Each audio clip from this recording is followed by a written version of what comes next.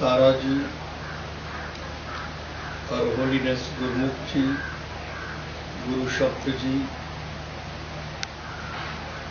and all the divine souls present in form of my own self.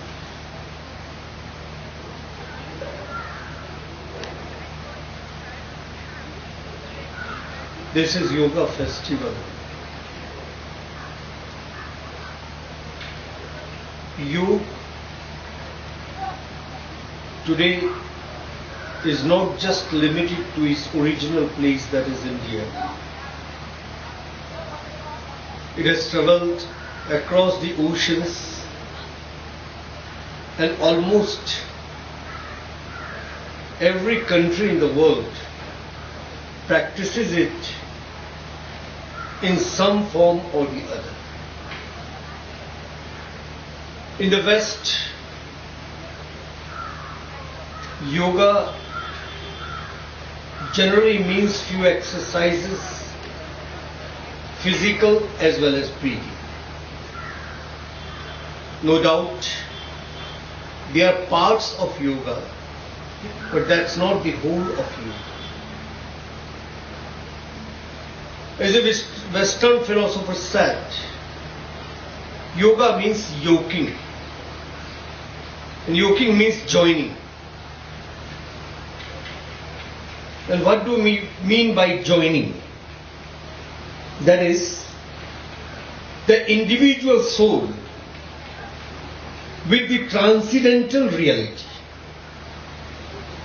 After all, there is a transcendental reality which is governing the whole universe. Not only our earth, but all the planets, all the stars, and whatever is there in the galaxy, that is all governed by somebody. The Indian seers, ages back, tried to know what is the governing power, who is governing it, how is it being governed, and they went into deep silence through meditation. They tried to sublimate their ego, that is individual ego, that is physical ego, and they wanted to know what is that which governs the whole thing. How are we born? How do we live? And again, what happens to us after death? The beginning, the end, and the middle. Who is governing it? The names may be different because there are different psychologies, there are different philosophies, there are different theologies, there are different languages, and so there may be a difference in the naming word, but ultimately that is not two, that is always one. The Rigveda, Rishi said, Ekam Sat Vipra Bahuda Vadanti. The truth is one. It has been defined in various ways. It has been propagated in different ways, by different names, in different forms. But then the truth is one. The truth can never be two. We can never say this is also true and this is also true. The truth has to be. Truth cannot be two. Once a student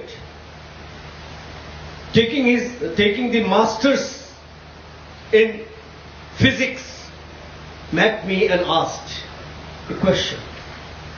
Well, Swamiji, is there any God?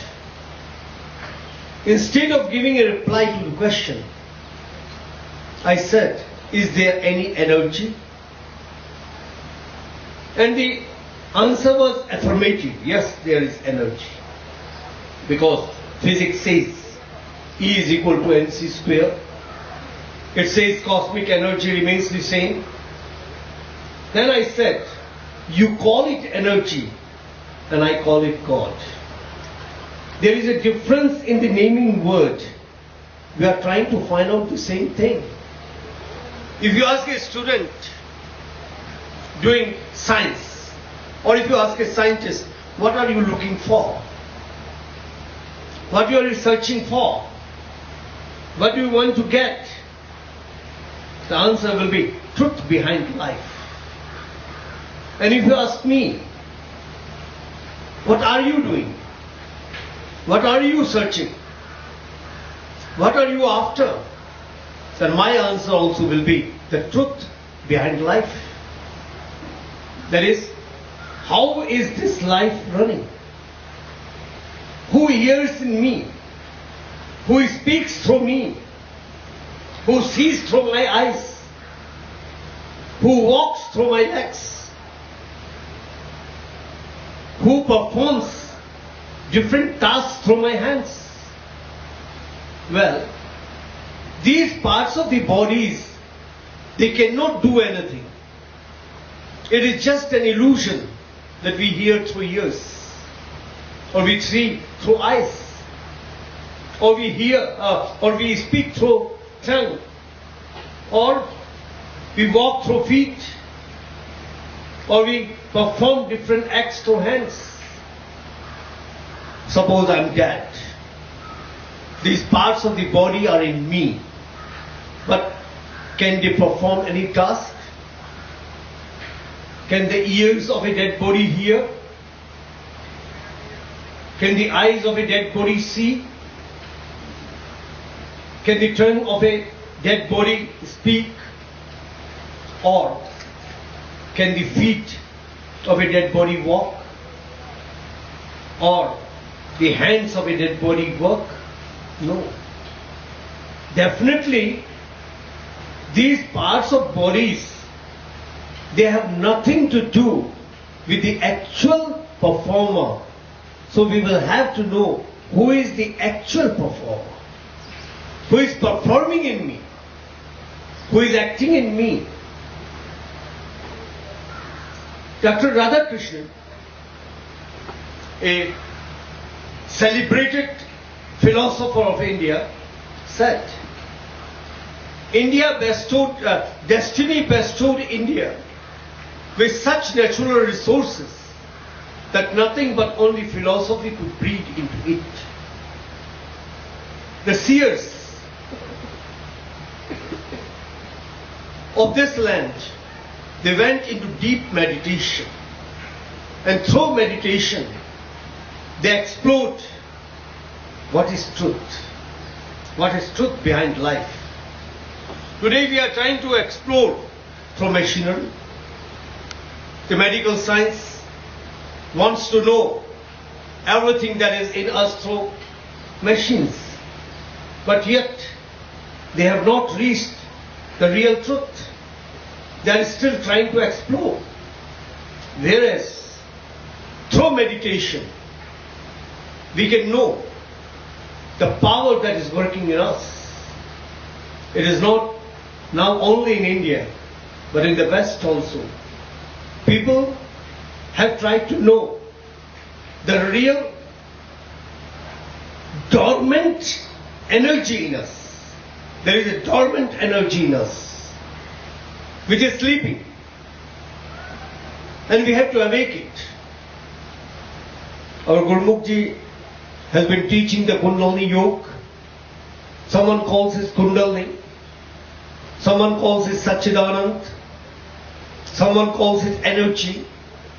As I said, the names may be different, but the energy we are trying to awake in us, which is in dormant state, is the same. It has been sleeping in us. It has been in dormant in us. Even the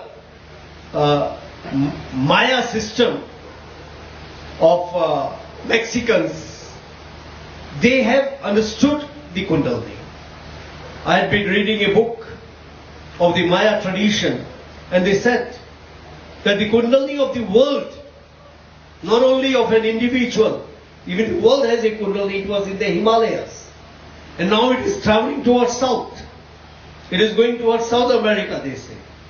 Well, whether it is imaginary or whether it has some truth, whether it is a fact or fiction, well, I cannot say. But then, they have reached a point that there is an energy which controls the whole world. Similarly, it is controlling us also. It is in dormant state now. Just as volcano is there, but it is dormant, it doesn't blow out anything. In the same way, the energy is in us. How to awaken that energy so that it, even now it is working, but it is working in dormant state and we do not know it is working. Once we know that it is in us and how it works, then our life will be a changed life. Today, we are living in ignorance. We are living in ignorance. And ignorance is the cause of birth and death. The Hindu philosophy believes in birth and death. Of course, Christianity doesn't believe in it. Of course, the Islam doesn't believe in it. And there are various other paths who do not believe in the theory of birth and rebirth. But there are logical proofs that there is birth and rebirth. If there was no birth and rebirth, then why someone sits up and someone sits down? One born in a family of a multimillionaire becomes multimillionaire the day he is born, and one who is born on footpath remains on footpath. Why? Why? There should be some reason for it. If there is no birth and rebirth, then everybody should have been born equal. Everyone should have got the equal opportunity. But no, we don't get equal opportunity. We have got different opportunities. People in some other country, they have got different kind of things. In a different country, they have got different things. In America, the things are different. In Canada, the things are different. In Japan, things are again different. In China, they are again different. In India, things are different. A cricketer from West Indies, he came to India. And as soon as he landed at Delhi airport and he saw the crowd, he said, wow, so much of crowd. So much of crowd. Because if you go to other countries, you don't get so much of crowd. But here we have got so much of crowd. Another gentleman from Germany, he came and he saw driving in India. They said, they are mad. How are they driving?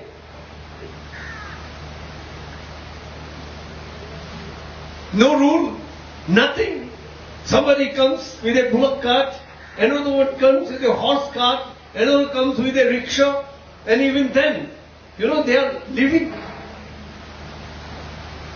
And if these things happen in some other country, they will have a daily accidents. But then, here things are going. So we have got different, how all these things happen. Why these disparities? Why these disparities? Definitely, we had a previous birth and we will have further. We are sitting on the bank of Ganges. It is flowing from the Himalayas. It's going up to Bay of Bengal. But standing on the shore of Parmarth, how much Ganges can come on our retina of our eyes? Only few yards that side and few yards this side. That's all. We can see only that much which our retina can, focus into us. But Ganges is not only this much. It has started from somewhere else. It will go from to somewhere else. Just as every drop of water is flowing, in the same way, the soul is also flowing. It is flowing. It is started from somewhere and it will go somewhere, and again there is a quest of going to the place from where we started. If you take a stone, throw it up, it will roll down and again to meet the earth. It cannot rest unless it meets the earth. Similarly, the water, it flows towards the ocean because it started its journey from the ocean. Unless it meets the ocean, it will not rest. Similarly, every participle of air tries to go up and meet the sun because heat started from there. The fire started from there. The wind inside the room wants to go out of the room and meet the wind outside. And the ether inside a pot wants to go and meet the upper ether. Similarly, this Jivatma or the soul wants to meet from where it started its journey. Unless we reach the place from where we started, we cannot rest. We have got everything. We have got a bungalow. We have got cars. Our bungalow is air conditioned. Everything is there. All modern facilities are there. But are we at rest? Are we at rest? The air conditioner has cooled our body, but has it cooled us from inside? Has our mind cooled? A poet in India, Rabindranath Tagore, he wrote, where the mind is without fear and the head is held high, into that heaven of freedom, my father led my country away. Where the mind is without fear. And what is the fear? In all of us. The fear of death. Not only man. Not only animals. Not only birds. Not only insects, that is living thing. But we call plants and trees and non-living beings, they also are afraid of death. They are also afraid of death. That's my experience. I'm giving you an experience. I'm not just telling you what the scientists have proved or anything. My experience. In our ashram at Bhanpura, we had few plantain plants, banana plants. And they were not giving fruits. My secretary those days was one very old saint, Swami Sundaranand. He told me one day, Swamiji, they have just occupied the space, let's just cut that. Let's do away with that. I said, why? Let them also be there. He said, neither they are giving fruits nor anything, and they are just occupying the space for nothing. I said, well, next time when I come, we will see. And by that time, if they give fruits, it's all right. And if they don't, it's okay, let's see. We will do as you see. And next time when I reached, there were bananas on that tree. It's not just a coincidence. It's not just a coincidence. We cannot just say that it is a coincidence. It's not just a coincidence.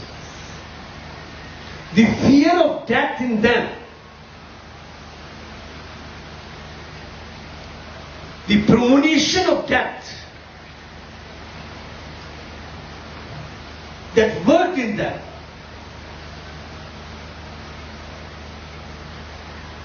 and made them bear fruit on the tree.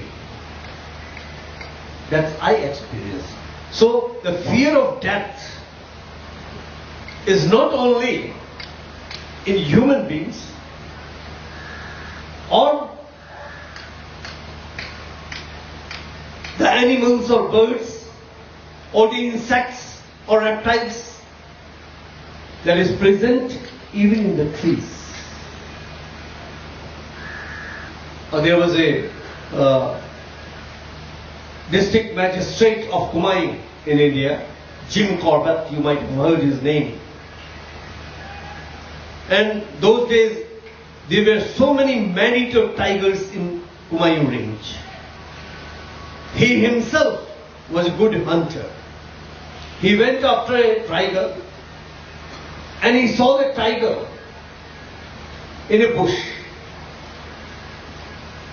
And before he could load the gun, the tiger walked off from the bush. And he writes, the theory of premonition that made me know that tiger was near me perhaps gave him the premonition that death was on his head. And the tiger walked off. So the fear of death, that is in everybody. And once we enter into the arena of that energy, which is dormant in us, and we awake that energy, then we are liberated. We are liberated. And what do you mean by liberation? By liberation means we are fearless. Our mind is fearless.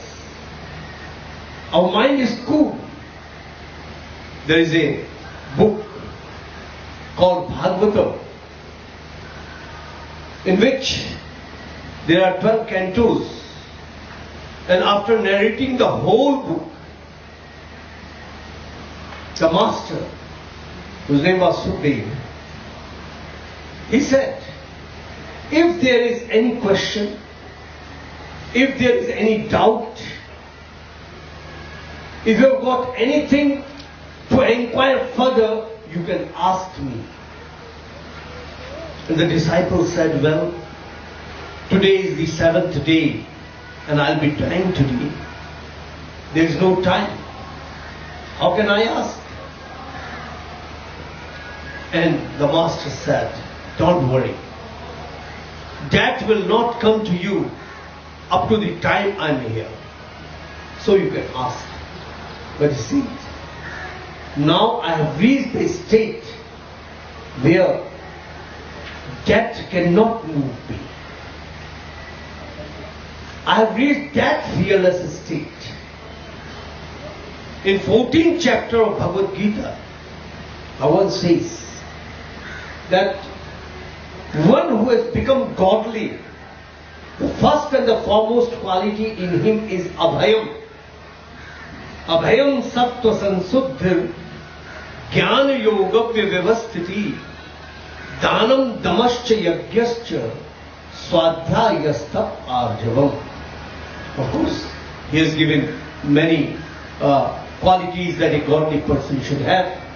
But the first and the foremost quality of which he speaks is abhayam, that is fearlessness. Where the mind is without fear and his head is held high into that heaven of freedom, into that heaven of liberation. Freedom means liberation. Into that heaven of liberation, let us awake. let us awake. And yoga is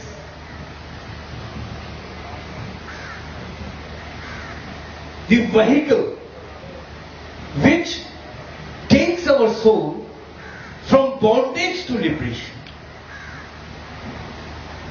It joins the individual I, the individual ego, into the cosmic ego. We will be traveling from the individual I to the cosmic ego. And when we reach the cosmic ego, when we reach that point, that is the cosmic ego, then we are liberated. Then we are liberated. We are in bondage only because I have associated myself with the body. I'm thinking that my body is the complete thing. My body is whole. Whereas body is to die. Body is to die. So inquire what I was before I was born. And what shall I be after I die? I existed even before I was born. I exist even today. And I shall exist even after I die. That I should be the subject of our inquiry in human life. Jordan, he was a clergyman in England. He was a poet and he was influenced by Indian philosophy. He wrote a poem, Death Be Not Proud. And in that he says, what you are, death? Just a short sleep and we wake eternally. So to attain that eternity,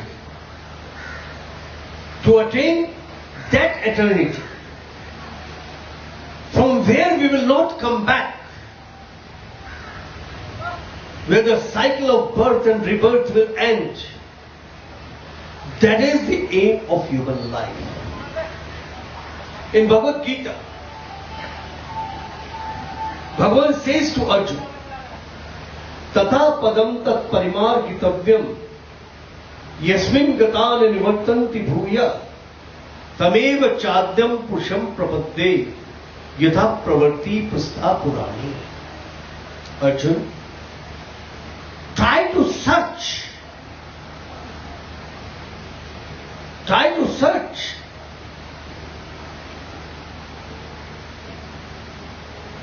that abode from where you will not come back. According to our philosophy, we come back from heaven also. So to attain heaven is not the end of our life, but to attain that abode, that supreme abode, his abode, from where we do not come back. That's the aim of it. And that's what yoga aims at. There are various steps that take us to the final liberation. There are various paths which take us to that. Mostly there are three paths. The path of knowledge, which is called the Gyan Marg. Then we have got the path of devotion, that is the Bhakti Marg. And then there is path of karma, that is the path of action. The path of knowledge, it is through deep inquiry, through mental exercise, that one wants to know the truth. and wants to attain liberation. Devotion, it is the path of love. And what is path of love? What is love? Just on mobile somebody says, I love you, and that's love? No. That's lust. That's not love. Love, it's universal. Love is universal. Love cannot be limited to someone. Love cannot be limited. Love has no limits. I give you an example from the life of a saint of India, Swami Ramtirth. Swami Ramtirth, he was walking through a street and he saw a house ablaze, on fire. The inhabitants of the house were crying. They were howling. They were requesting the police people, the fire people, if someone can get the courage to enter the house and bring their 6-month-old child who was left behind. Nobody had the courage to enter that house. As Swamiji walked that street and he saw people howling, crying, he said, what happened? And they said, we brought everything out of the house as soon as the house caught fire, but a 6-month child has been left behind. A saint's hurt is just like butter. They cannot bear others' sorrow. The true saints, they cannot bear others' sorrow. And the Swami jumped into the fire. And when the Lord saw that someone is jumping into the fire for somebody else, the grace of Lord was showered on him. And he was successful in bringing the child and himself safe out of the fire. The inhabitants, they were very happy to receive the child. And they offered him as much as money he wants. That is not for money. It is out of love, it is out of compassion. But may I ask you a question? They said yes. And he said, you love the child? Very much. Then he said, why did you jump into the fire? No doubt, the parents love the child, but not up to the extent they love themselves. What is love then? The love that I bear for myself, if it is transformed into love for others, then it is love. No, we do not love anybody else except ourselves. That's truth. This is only saying, the wife may say that I love you more than anything. It's just a saying, when it comes to ourselves, we forget the whole world. We forget everybody. We just limit to ourselves. We see to ourselves only. If that love is universalized,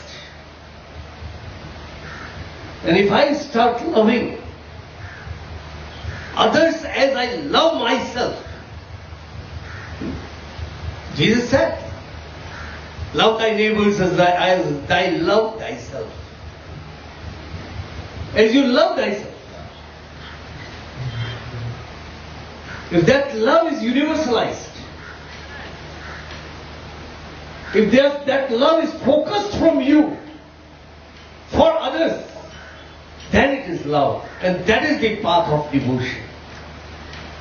Unless you love the human being, unless you love the animals, unless you love the birds, unless you love the insects, the reptiles, whatever is around you, how can you get the path of devotion? The path of devotion is the path of love. And then comes the action.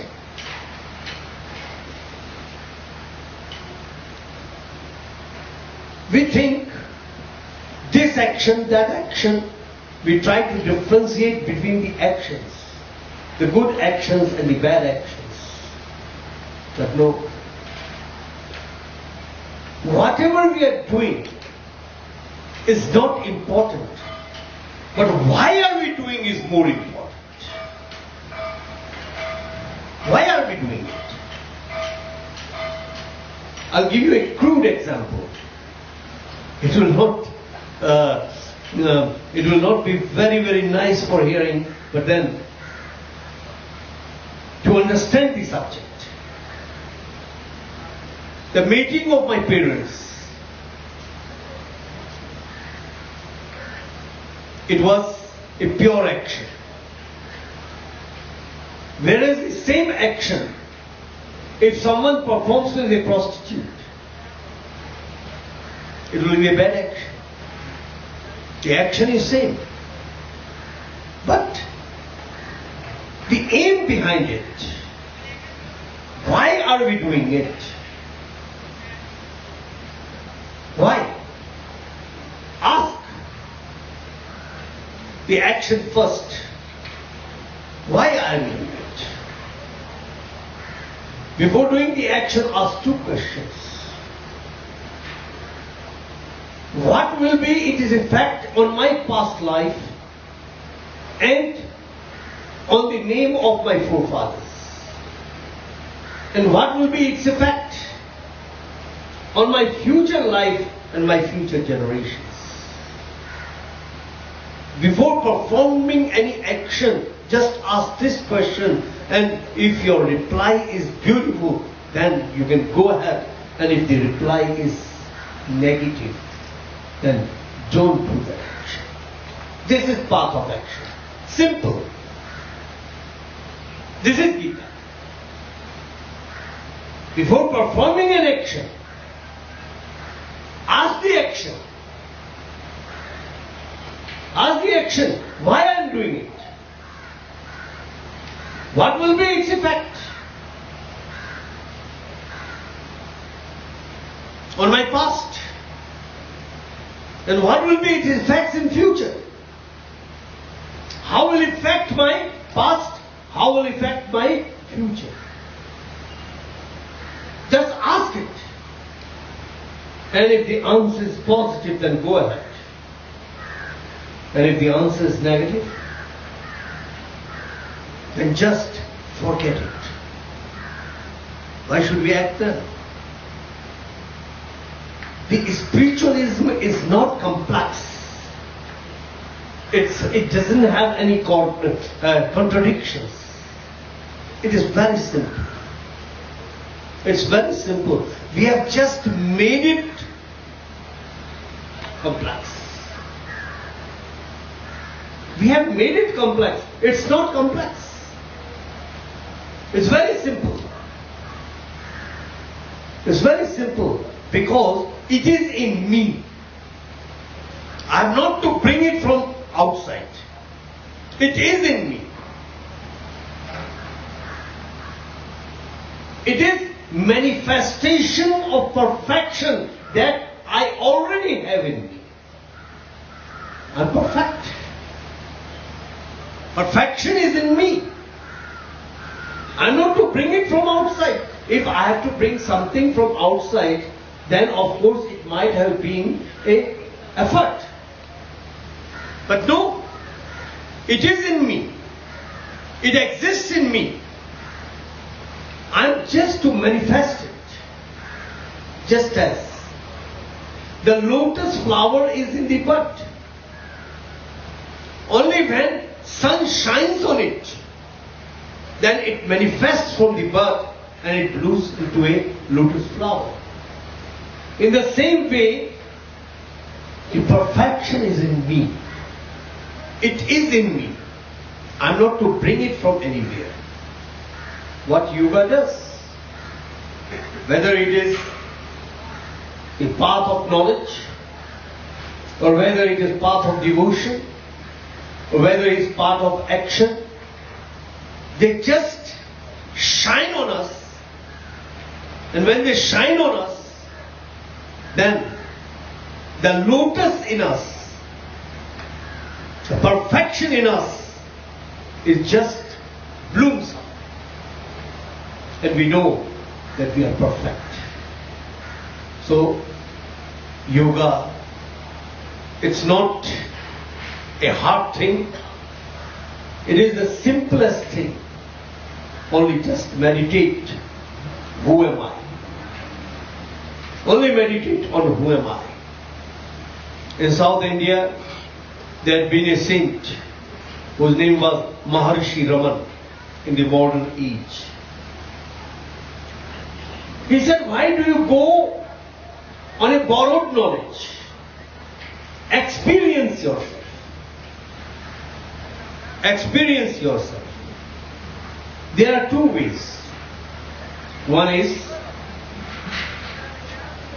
you inquire from the teacher, and teacher says, so hum, you are that. Or tattvam asi, meaning the same. Or aham brahmasmi, I am the Brahman. And you meditate on it. But it is a borrowed knowledge. Somebody has given you. Somebody has said, you are Satchidanand. Somebody has said, you are Brahman. That is, you are God yourself. Somebody has said. And so, you start meditating on it. But Maharishi Raman says, this will be borrowed knowledge. Instead, meditate on Koham. Koham means, who am I? Start meditating on who am I. Not on Soham, but Koham. Soham will be a borrowed knowledge. I have told you, Soham, meditate on Soham. It is a borrowed knowledge. Instead of going for a borrowed knowledge, go for inquiry into self. You inquire yourself. Because you are inside you. A saint said very good thing, you know. If you are not there, can anything be there? If you are not there, can anything anything come to you? Anything is there in the world. Everything in the world is because you are there.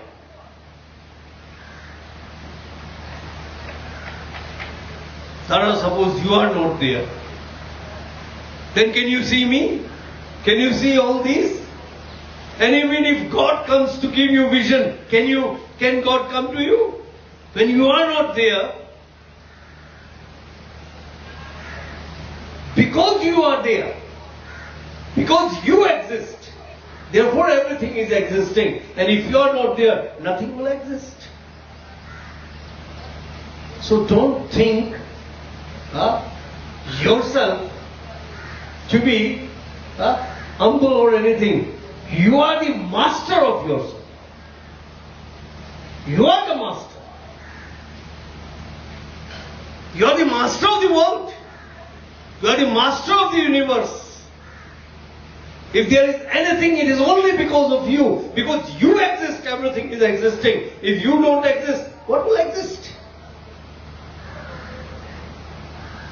You are very important. You are very important. So, you are inside you. You are there. And because you are there, your quest should be to inquire about yourself. Don't go for soham. But Maharishi Raman says, go for koham. Who am I? Who am I? Inquire into yourself. And once you start inquiring out yourself, then that will take you to past. You will go back. And when you travel back, you will go to your childhood. And from childhood to the mother's lap. From mother's lap to the mother's womb. Prior to that to the father's womb.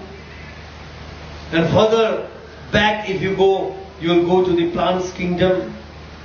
Then to the soil. And then to the waters. The fire, the air, the ether. And then you will cross the boundaries of the ether also. You will penetrate through ether and go to the ego, the individual ego. And once you cross the boundaries of the ego, then you will go to the actual knowledge. And from knowledge, you will know what the nature is. And once you know the nature, you will find out nature cannot do anything without the transcendental reality, and you will reach the transcendental reality, which has been described as truth. Our scripture says, Satyam Param Dhimahi, Satyam Param Dhimahi, Satyam Param Dhimahi. Our Guru Shabdaji says, Satnam. Everyone wants to know the truth only. So we go to that Satya. We want to inquire into that truth. And that truth is inside you. And once you know yourself, you know Him. Because all of us are potentially divine. We are the sparks of the same divinity. The same divinity is flowing throughout the universe. Just as the sun is one. But if we put different utensils full of water, the reflection of sun in those pots will be there. The sun reflects. In the same way, the universal soul is one. It is just reflected in us. And because it is one, therefore we are also reflections of Him. Even Jesus said, the Lord made man in His own image. We are all His images. We all are His images. We all reflect Him only.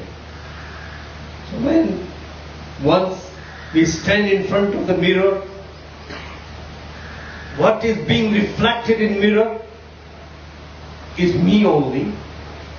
In the same way, when we are the images of Lord, we are reflections of Lord. In this looking glass, the world is looking glass, and in that we are images of Him. And because we are images of Him, we are His reflection. Because we are His reflection, so let's not just remain reflections, let's know Him. And once we know Him, we know the truth. And once we know the truth, we definitely have to be liberated. We are never in bondage. It is ignorance that has made us feel that we are in bondage. Shake off the illusion that you are sheep, living in the midst of sheep, and know that they are lions, sons of immortality, You are sons of immortality. You are children of immortality.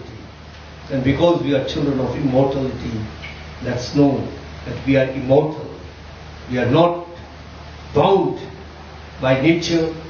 We are not bound by any boundaries. We are not bound by any countries, traditions. We are not bound by any theology. We are not bound by any sect or anything. Caste, creed, sex or religion doesn't bind me. I am that Supreme Soul. I am reflection of that Supreme Soul. And because I am just reflection, so I have to be Him. A drop of seawater has the same amount of oxygen, hydrogen and salt in it as the sea itself. Proportionately, I have the same amount of, I'm H2O. The seawater is also H2O, and a drop also is H2O, and the amount of salt that it bears, the same amount of salt in proportion is in me. So the characteristics and properties of a drop of seawater is the same as the sea itself, in the same way, because if I'm a drop, then I also have the same characteristics. I have the same properties as He Himself. There can be no difference between Him and me. It is just my mingling with the nature that has made me ignorant, that has made me feel that I am in bondage. Shake off that illusion. And once you shake off the illusion, you are liberated. That you may do through Kundalini Yoga, or through the path of knowledge, or through the path of devotion, or through the path of action. The only thing is purify your mind. Purify your mind. Once our mind is purified, then we are liberated. Thank you.